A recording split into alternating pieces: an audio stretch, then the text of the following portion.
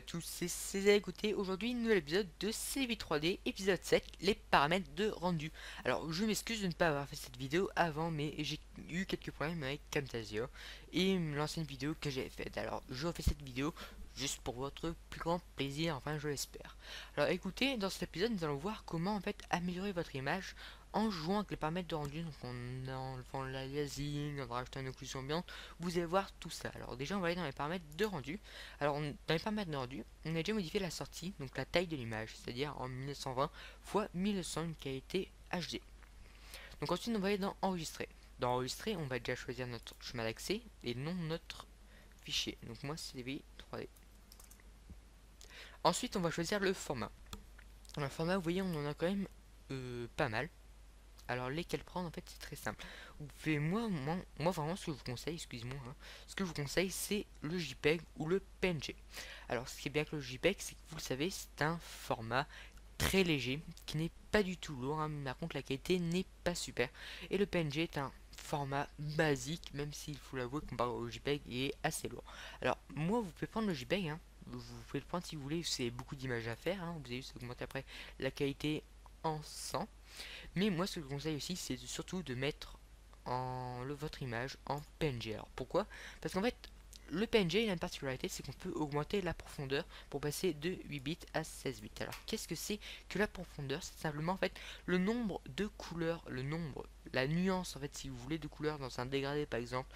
C'est-à-dire qu'il y aura plus de nuances de couleurs différentes avec une profondeur en 8 bits qu'en 16 bits. Enfin, excusez-moi, en 16 bits qu'en 8 bits. Voilà. Alors ensuite là on a ceci, mais là on ne va pas y toucher, hein. Si vous voulez, vous pouvez cocher canal alpha pour que le plan, excuse-moi, l'arrière-plan soit transparent. Ensuite on a donc en multipass, on ne va pas y toucher, mais on a anti-aliasing. Alors l'anti-aliasing, qu'est-ce que c'est? C'est simplement en fait pour empêcher l'aliasing. L'aliasing, c'est cet effet d'escalier au niveau des arêtes qui sont en diagonale, tout simplement. L'anti-aliasing en fait va rajouter un flou à ce niveau-là. Alors par défaut, Cinema 4D l'a mis en géométrie, c'est-à-dire en fait Cinema 4D calcule les arêtes à flouter d'une certaine façon. Mais malheureusement, j'allais dire souvent, mais vraiment quasiment tout le temps, enfin selon moi, hein, ça ne va pas, Cinema 4D ne calcule pas assez. Alors moi ce que je vous conseille, en fait, c'est même pas ce que je vous conseille, c'est ce que je vous dis de faire, c'est de passer en géométrie en au mieux. En fait, en au mieux, Cinema 4D va mettre justement ce flou absolument sur toutes les arêtes. Alors par contre, le rendu sera bien sûr beaucoup plus long.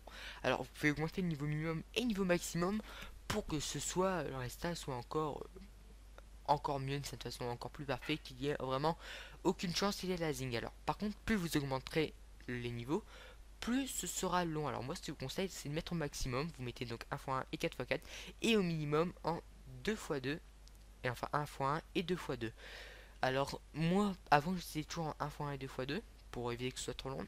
Mais je me rends compte qu'en fait, je me rendais compte, hein, parfois je me rends compte aussi maintenant, que ça ne calcule peut-être pas assez et que encore certaines arêtes possèdent de la lasing. Alors moi, vraiment, ce que je vous conseille, c'est de mettre en 4x4. Vous pouvez quand même, comme je vous l'ai dit, essayer en 2x2 si votre PC ne tient pas la route. Ensuite, donc, on avait l'option ne va pas être touché, stéréoscopique. Alors là, je crois que c'est grâce à un plugin que j'ai installé, ce qui me permet, donc là, si je veux de faire des rendus en 3D, c'est-à-dire avec rouge, enfin bleu et cyan. Ensuite, on a la profondeur de champ qu'on avait mis, l'effet de lueur qui a été automatiquement rajouté quand on a coché la case de lueur.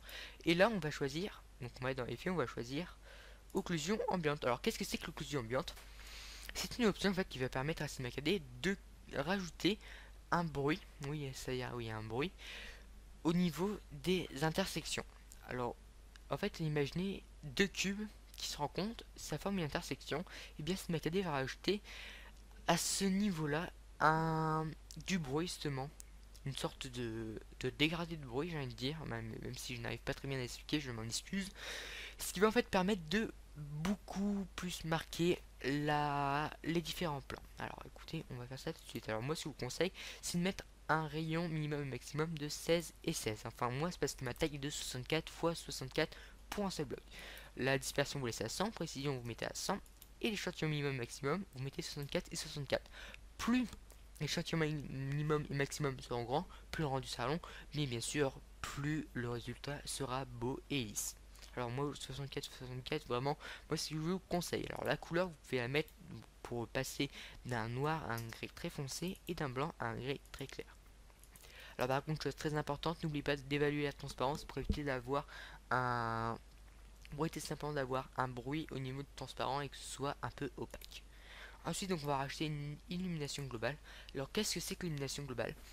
Alors, vous le savez, en fait, la lumière dans la vraie vie, hein, elle n'arrive pas comme ça seulement sur un mur et elle se stoppe net. Dans la vraie vie, la lumière, en fait, est renvoyée par certains objets. Donc, c'est pour ça, d'ailleurs, c'est grâce à ça, justement, que nous pouvons voir les couleurs, si je ne me trompe pas. Et en fait, l'illumination globale va permettre à Cinema 4D, justement, en fait, de calculer la lumière, donc où la lumière va arriver, où elle va être renvoyée, où elle va être reflétée, et autres.